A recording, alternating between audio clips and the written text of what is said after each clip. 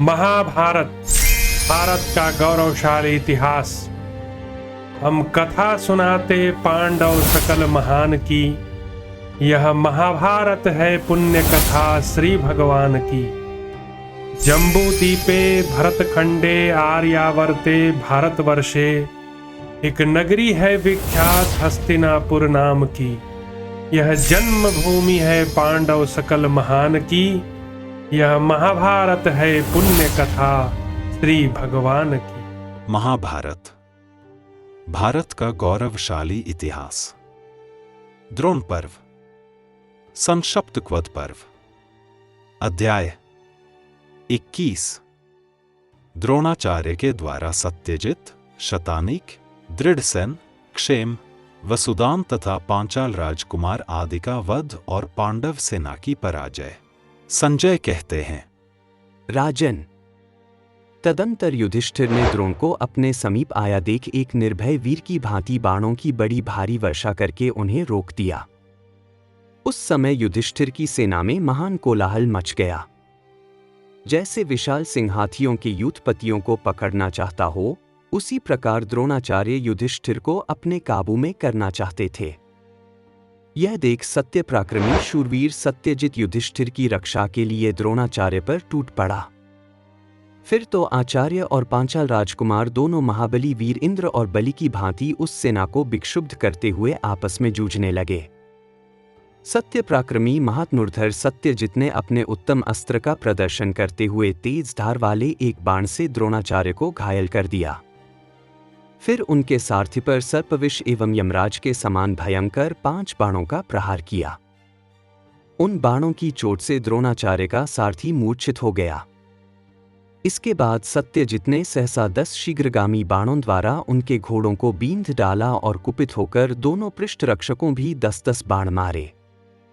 तत्पश्चात शत्रुसूदन सत्यजित ने अत्यंत कुपित हो सेना के प्रमुख भाग में मंडलाकार विचरते हुए अपने बाण द्वारा द्रोणाचार्य के ध्वज को भी काट डाला। तब शत्रुओं का दमन करने वाले द्रोणाचार्य ने युद्ध स्थल में उसका वह पराक्रम देख मन ही मन समयोचित कर्तव्य का चिंतन किया। तदंतर आचार्य ने सत्यजित के बाण सहित धनुष को काटकर मर्मस्थल को विदीर्ण करने वाले 10 पैने बाणों द्वारा उसे शीघ्र ही घायल कर दिया। राजन, धनुष कट जाने पर प्रतापी वीर सत्यजित ने शीघ्र ही दूसरा धनुष लेकर कंक की पाख से युक्त 30 बाणों द्वारा द्रोणाचार्य को गहरी चोट पहुंचाई। उस युद्ध स्थल में द्रोणाचार्य को सत्यजित के बाणों का ग्रास बनते देख पांचाल वीर वृक ने भी सैकड़ों पैने बाण मारकर द्रोणाचार्य को अत्यंत पीड़ित कर दिया। राजन, महारथी द्रोणाचार्य को समरभूमि में बाणों द्वारा आच्छादित होते देख समस्त पांडव सैनिक गर्जने और वस्त्र हिलाने लगे। नरेश्वर, बलवान वृक ने अत्यंत कुपित होकर द्रोणाचार्य की छाती में 60 बाण मारे। वह अद्भुत सी बात थी। इस प्रकार बाण वर्षा से आच्छादित होने पर महान वेगशाली महारथी द्रोण ने क्रोध से आंखें फाड़कर देखते हुए अपना विशेष वेग प्रकट किया। आचार्य द्रोण ने सत्यजित और वृक दोनों के धनुष काटकर 6 बाणों द्वारा उन्होंने सारथी और घोड़ों सहित वृक को मार डाला। इतने ही में अत्यंत वेगशाली दूसरा धनुष लेकर सत्यजित ने अपने बाणों द्वारा घोड़े, सारथी और ध्वज सहित द्रोणाचार्य को बींध डाला। संग्राम में पांचाल राजकुमार सत्यजित से पीड़ित होकर द्रोणाचार्य उसके पराक्रम को न सह सके, इसलिए तुरंत ही उसके विनाश के लिए उन्होंने बाणों की वर्षा प्रारंभ कर दी। द्रोण ने सत्यजित के घोड़ों, ध्वज, धनुष की मुष्टि तथा दोनों पार्श्व रक्षकों पर सहस्रों बाणों की वर्षा की। इस प्रकार बारंबार धनुषों के काटे जाने पर भी उत्तम अस्त्रों का ज्ञाता पांचाल वीर सत्यजित लाल घोड़ों वाले द्रोणाचार्य से युद्ध करता ही रहा। उस महास्मर में सत्यजित को प्रचंड होते देख द्रोणाचार्य ने अर्धचंद्राकार बाण के द्वारा उस महामनस्वी वीर का मस्तक काट डाला। उस महाबली महारथी पांचाल वीर के मारे जाने पर युधिष्ठिर द्रोणाचार्य से अत्यंत भयभीत हो गए और वेगशाली घोड़ों से जुते हुए रथ के द्वारा युद्ध स्थल से दूर चले गए। उस समय युधिष्ठिर की रक्षा के लिए पांचाल, केकय, मत्स्य, चेदी, कारुष और कोसल देशों के योद्धा द्रोणाचार्य को देखते ही उन पर टूट पड़े। तब शत्रु समूहों का नाश करने वाले द्रोणाचार्य ने युधिष्ठिर को पकड़ने के लिए उन समस्त सैनिकों का उसी प्रकार संहार कर डाला जैसे आग रुई के ढेर को जला देती है। उन समस्त सैनिकों को बार बार बाणों की आग से दग्ध करते देख विराट के छोटे भाई शतानू द्रोणाचार्य पर चढ़ाए। उन्होंने कारीगर के द्वारा स्वच्छ किए हुए सूर्य की किरणों के समान चमकीले 6 बाणों द्वारा सारथी और घोड़ों सहित द्रोणाचार्य को घायल करके बड़ी जोर से गर्जना की। तत्पश्चात दुष्कर पराक्रम करने की इच्छा से क्रूरतापूर्ण कर्म करने के लिए तत्पर हो उन्होंने महारथी द्रोणाचार्य पर 100 बाणों की वर्षा की। तब द्रोणाचार्य ने वहां गर्जना करते हुए शतानिक के कुंडल सहित मस्तक को क्षुर नामक बाण द्वारा तुरंत ही धड़ से काट गिराया। यह देख मत्स्य देश के सैनिक भाग खड़े हुए। इस प्रकार भरद्वाजनंदन द्रोणाचार्य ने मत्स्य देशीय योद्धाओं को जीतकर चेदी, करुष, केकय, पांचाल, सृजय तथा पांडव सैनिकों को भी बारंबार परास्त किया। जैसे प्रज्वलित अग्नि सारे वन को जला देती है, उसी प्रकार क्रोध में भरकर शत्रु की सेनाओं को दग्ध करते हुए सुवर्णमय रथ वाले वीर द्रोणाचार्य को देखकर सृज्यवंशी क्षत्रिय कांपने लगे। उत्तम धनुष लेकर शीघ्रतापूर्वक अस्त्र चलाने और शत्रुओं का वध करने वाले द्रोणाचार्य की प्रत्यंचा का शब्द संपूर्ण दिशाओं में सुनाई पड़ता था। शीघ्रतापूर्वक हाथ चलाने वाले द्रोणाचार्य के छोड़े हुए भयंकर सहायक हाथियों, घोड़ों, पैदलों, रथियों और गजारोहियों को मथे डालते थे। जैसे हेमंत ऋतु अंत में अत्यंत गर्जना करता हुआ वायुयुक्त मेघ पत्थरों की वर्षा करता है, उसी प्रकार द्रोणाचार्य शत्रुओं को भयभीत करते हुए उनके ऊपर बाणों की वर्षा करते थे। बलवान, शूरवीर, महात्नुर्धर और मित्रों को अभय प्रदान करने वाले द्रोणाचार्य सारी सेना में हलचल मचाते हुए संपूर्ण दिशाओं में विचर रहे थे। जैसे बादलों में बिजली चमकती है, उसी प्रकार अमित तेजस्वी द्रोणाचार्य के सुवर्ण भूषित धनुष को हम संपूर्ण दिशाओं में चमकता हुआ देखते थे। भरत नंदन, युद्ध में तीव्र वेग से विचरते हुए आचार्य के ध्वज में जो वेदी का चिन्ह बना हुआ था, वह हमें हिमालय के शिखर की भांति शोभायमान दिखाई देता था। जैसे देवदानव वंदित भगवान विष्णु दैत्यों की सेना में भयानक सहार मचाते हैं, उसी प्रकार द्रोणाचार्य ने पांडव सेना में भारी मारकाट मचा रखी थी। उन शौर्य संपन्न, सत्यवादी, विद्वान, बलवान और सत्य पराक्रमी महानुभाव द्रोण ने उस युद्ध स्थल में रक्त की भयंकर नदी बहा दी, जो प्रलयकाल की जलराशि के समान जान पड़ती थी। वह नदी भीरू पुरुषों को भयभीत करने वाली थी। उसमें कवच लहरें और ध्वजाएं भंवरे थीं। वह मनुष्य रूपी तटों को गिरा रही थी। हाथी और घोड़े उसके भीतर बड़े बड़े ग्राहों के समान थे। तलवारें मछलियां थीं। उसे पार करना अत्यंत कठिन था। वीरों की हड्डियां बालू और कंकड़ सी जान पड़ती थीं। वह देखने में बड़ी भयानक थी। ढोल और नगाड़े उसके भीतर कछुए से प्रतीत होते थे। ढाल और कवच उसमें डोंगियों के समान तैर रहे थे। वह घोर नदी के शूपी सेवार और घास से युक्त थी। बाण ही उसके प्रवाह थे। धनुष स्रोत के समान प्रतीत होते थे। कटी हुई भुजाएं पानी के सर्पों के समान वहां भरी हुई थी। वह रणभूमि के भीतर तीव्र वेग से प्रवाहित हो रही थी। कौरव और संजय दोनों को वह नदी बहाए लिए जाती थी। मनुष्यों के मस्तक उसमें प्रस्तर खंड का भ्रम उत्पन्न करते थे। शक्तियां मीन के समान थीं। गदाएं नाग थीं। उष्णेश वस्त्र, पगड़ी, फैन के तुल्य चमक रहे थे। बिखरी हुई आंतें सर्पाकार प्रतीत होती थीं। वीरों का अपहरण करने वाली वह उग्र नदी मांस तथा रक्तरूपी कीचड़ से भरी थी। हाथी उसके भीतर ग्राह थे। ध्वजाएं वृक्ष के तुल्य थीं। वह नदी क्षत्रियों को अपने भीतर डुबोने वाली थी। वहां क्रूरता छा रही थी। शरीर, लाशें ही उसमें उतरने के लिए घाट थे। योद्धागण मगर जैसे जान पड़ते थे। उसको पार करना बहुत कठिन था। वह नदी लोगों को यमलोक में ले जाने वाली थी। मांसाहारी जंतु उसके आसपास डेरा डाले हुए थे। वहां कुत्ते और सियारों के झुंड जुटे हुए थे। उसके सब ओर महाभयंकर मांसभक्षी पिशाच निवास करते थे। समस्त सेनाओं को दग्ध करने वाले यमराज के समान भयंकर उदार महारथी द्रोणाचार्य पर कुंती पुत्र युधिष्ठिर आदि सब वीर सब ओर से टूट पड़े। उन सभी शूरवीरों ने एक साथ आकर द्रोणाचार्य को सब ओर से उसी प्रकार घेर लिया जैसे जगत को तपाने वाले भगवान सूर्य अपनी किरणों से घिरे रहते हैं। आपकी सेना के राजा और राजकुमारों ने अस्त्र शस्त्र लेकर उन शौर्य संपन्न महात्मुर्धर द्रोणाचार्य को उनकी रक्षा के लिए सब ओर से घेर रखा था।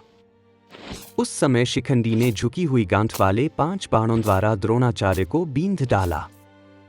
तत्पश्चात क्षत्रवर्मा ने 20, वसुदान ने 5, उत्तमौजा ने 3, क्षत्रदेव ने 7, सात्यकी ने 100, युधामन्यु ने 8 और युधिष्ठिर ने 12 बाणों द्वारा युद्ध स्थल में द्रोणाचार्य को घायल कर दिया। धृष्टद्युम्न ने 10 और चेकितान ने उन्हें 3 बाण मारे। तदंतर सत्य प्रतिज्ञ द्रोण ने मद की धारा बहाने वाले गजराज की भांति रथ सेना को लांघकर दृढ़सेन को मार गिराया। फिर निर्भय से प्रहार करते हुए राजा क्षेम के पास पहुंचकर उन्हें 9 बाणों से बींध डाला। उन बाणों से मारे जाकर वे रथ से नीचे गिर गए। यद्यपि वे शत्रु सेना के भीतर घुसकर संपूर्ण दिशाओं में विचर रहे थे, तथापि वे ही दूसरों के रक्षक थे, स्वयं किसी प्रकार किसी के रक्षणीय नहीं हुए। उन्होंने शिखंडी को 12 और उत्तमौजा को 20 बाणों से घायल करके वसुदान को एक ही भल्ल से मारकर यमलोक भेज दिया।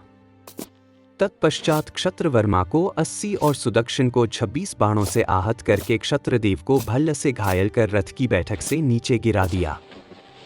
युधामन्यु को 64 तथा सात्यकी को 30 बाणों से घायल करके सुवर्णमय रथ वाले द्रोणाचार्य राजा युधिष्ठिर की ओर दौड़े।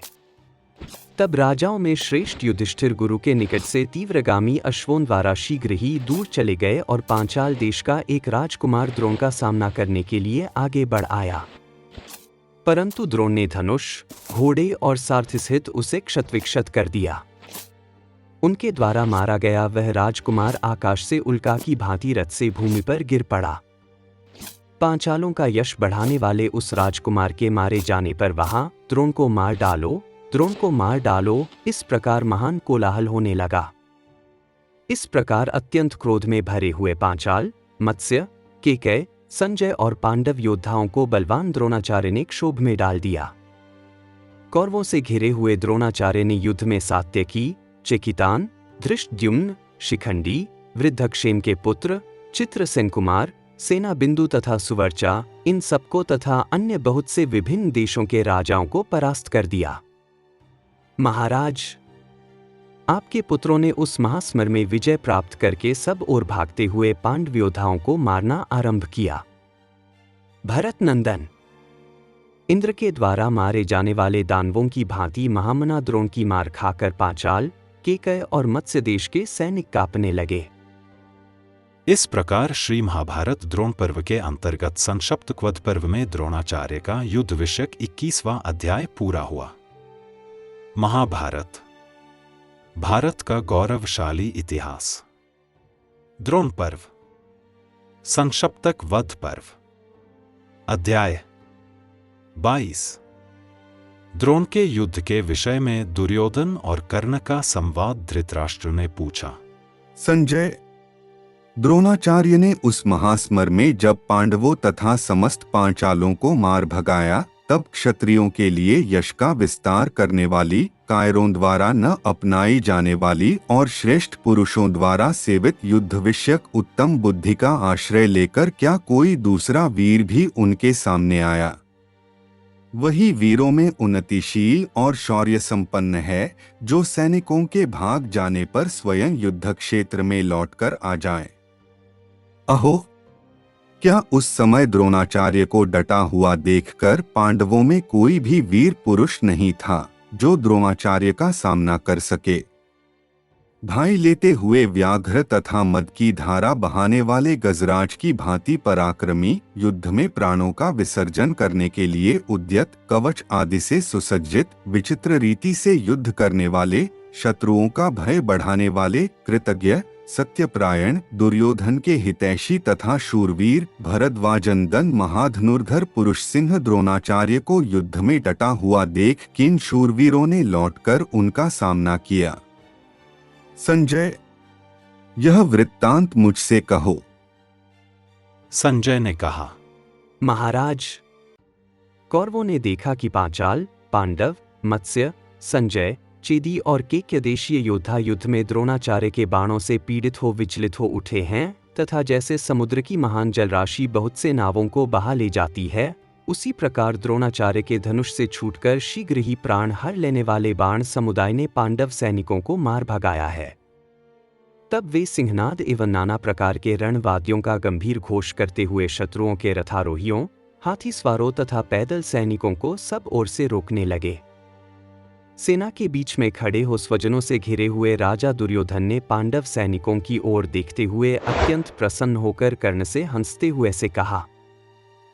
दुर्योधन बोला, राधानंदन, देखो, सुदृढ़ धनुष धारण करने वाले द्रोणाचार्य के बाणों से ये पांचाल सैनिक उसी प्रकार पीड़ित हो रहे हैं जैसे सिंह वनवासी मृगों को त्रस्त कर देता है। मेरा तो ऐसा विश्वास है कि ये फिर कभी युद्ध की इच्छा नहीं करेंगे। जैसे वायु बड़े बड़े वृक्षों को उखाड़ देती है, उसी प्रकार द्रोणाचार्य ने युद्ध से इनके पांव उखाड़ दिए हैं। महामना द्रोण के सुवर्णमय पंखयुक्त बाणों द्वारा पीड़ित होकर ये इधर उधर चक्कर काटते हुए एक ही मार्ग से नहीं भाग रहे हैं। कौरव सैनिकों तथा महामना द्रोण ने इनकी गति रोक दी है। जैसे दावानल से हाथी घिर जाते हैं, उसी प्रकार ये तथा अन्य पांडव योद्धा कौरवों से घिर गए हैं। भ्रमरों के समान द्रोण के पैने बाणों से घायल होकर ये रणभूमि से पलायन करते हुए एक दूसरे की आड़ में छिप रहे हैं। यह महाक्रोधी भीमसेन पांडव तथा सृजों से रहित हो मेरे योद्धाओं से घिर गया है। कर्ण, इस अवस्था में भीमसेन मुझे आनंदित सा कर रहा है। निश्चय ही आज जीवन और राज्य से निराश हो यह दुर्बुद्धि पांडुकुमार सारे संसार को द्रोण में ही देख रहा होगा। कर्ण बोला, राजन, यह महाबाहु भीमसेन जीते जी कभी युद्ध नहीं छोड़ सकता है। पुरुष सिंह, तुम्हारे सैनिक जो ये सिंहनाद कर रहे हैं, इन्हें भीमसेन कभी नहीं सहेगा। मैं ऐसा मानता हूं कि पांडव तुम्हारे द्वारा दिए हुए विष, अग्निदाह और द्यूत के क्लेशों तथा वनवास को याद करके कभी युद्ध भूमि नहीं छोड़ेंगे। अमित तेजस्वी महाबाहु कुंती पुत्र वृकोदर इधर की ओर लौटे हैं। वे बड़े बड़े उदार महारथियों को चुन चुनकर मारेंगे। वे खड्ग, धनुष, शक्ति, घोड़े, हाथी, मनुष्य एवं रथों द्वारा और लोहे के डंडे से समूह के समूह सैनिकों का संहार कर डालेंगे। देखो, भीमसेन के पीछे सात्यकी आदि महारथी तथा पांचाल, केकय, मत्स्य और विशेषतः पांडव योद्धा भी आ रहे हैं। क्रोध में भरे हुए भीमसेन से प्रेरित हो वे शूरवीर, बलवान पराक्रमी महारथी सैनिक हमारे सैनिकों को मारते आ रहे हैं। वे कुरुश्रेष्ठ पांडव भीमसेन की रक्षा के लिए द्रोणाचार्य को सब ओर से उसी प्रकार घेर रहे हैं जैसे बादल सूर्य को ढक लेते हैं। राजन, पांडवों के सहायक बंधु श्री कृष्ण हैं। वे उन्हें युद्ध विषयक कर्तव्य का निर्देश किया करते हैं। वे लज्जाशील, शत्रुओं को मारने की कला में निपुण तथा पवित्र लक्षणों से युक्त हैं। रणभूमि में बहुत से भूपाल उनके वश में आ चुके हैं। अतः भगवान नारायण जिनके अगुआ हैं, उन पांडवों की तुम अवहेलना न करो। ये सब एक रास्ते पर चल रहे हैं। यदि व्रत और नियम का पालन करने वाले द्रोणाचार्य की रक्षा न की गई तो ये उन्हें उसी प्रकार पीड़ा देंगे जैसे मरने की इच्छा वाले पतंग दीपक को बुझा देने की चेष्टा करते हैं। इसमें संदेह नहीं कि वे पांडव योद्धा अस्त्र विद्या में निपुण तथा द्रोणाचार्य की गति को रोकने में समर्थ हैं। मुझे ऐसा जान पड़ता है कि इस समय भरद्वाज नंदन द्रोणाचार्य पर बहुत बड़ा भार आ पहुंचा है। अतः हम लोग शीघ्र वहीं चलें जहां द्रोणाचार्य खड़े हैं। कहीं ऐसा न हो कि कुछ भेड़िए जैसे पांडव सैनिक महान गजराज जैसे व्रतधारी द्रोणाचार्य का वध कर डालें। संजय कहते हैं, महाराज, राधानंदन कर्ण की बात सुनकर राजा दुर्योधन अपने भाइयों के साथ द्रोणाचार्य के रथ की ओर चल दिया। वहां अनेक प्रकार के रंग वाले उत्तम घोड़ों से जुते हुए रथों द्वारा एकमात्र द्रोणाचार्य को मार डालने की इच्छा से लौटे हुए पांडव सैनिकों का महान कोलाहल प्रकट हो रहा था। इस प्रकार श्री महाभारत द्रोण पर्व के अंतर्गत संक्षिप्त वध पर्व में द्रोणाचार्य का युद्ध विषयक 22वां अध्याय पूरा हुआ। महाभारत भारत का गौरवशाली इतिहास। हम कथा सुनाते पांडव सकल महान की, यह महाभारत है पुण्य कथा श्री भगवान की। जम्बू दीपे भरतखंडे आर्यावर्ते भारतवर्षे, एक नगरी है विख्यात हस्तिनापुर नाम की। यह जन्म भूमि है पांडव सकल महान की, यह महाभारत है पुण्य कथा श्री भगवान की।